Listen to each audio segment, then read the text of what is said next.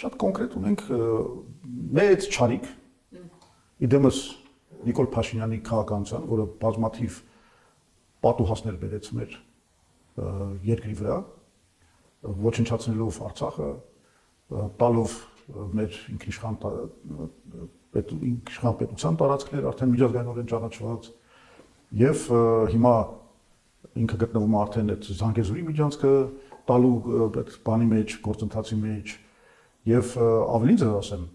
մեզ համար ամենամեծ անընդունելի բանը հետեւելն է, որ մենք իսկապես կորցնում ենք մեր ինքնիշխանությունը ինչ առումով։ Այն առումով, որ ինքնիշխանությունը ինչ նշանակում եւ անկախություն, դա նշանակում է, որ քո երկրի կառավարման, քո ժողովրդի ճակատագիրը տնօրինելու հարցում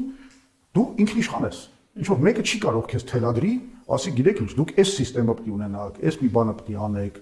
բայց մենք ինչ ենք տեսնում։ Մենք տեսնում ենք, որ այսօր Նիկոլ Փաշինյանը բացահայտ ասում է, եթե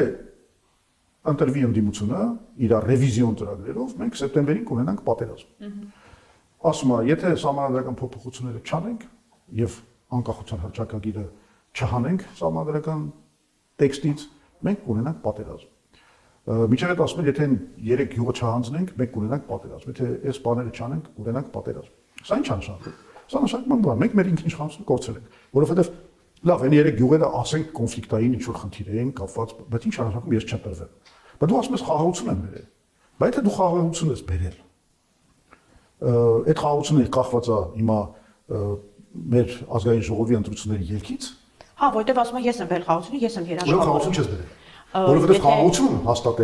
խաղաղություն հաստատելը դա նշանակում է, որ այլևս մենք ունենք խաղաղություն, այլևս ամեն ազգ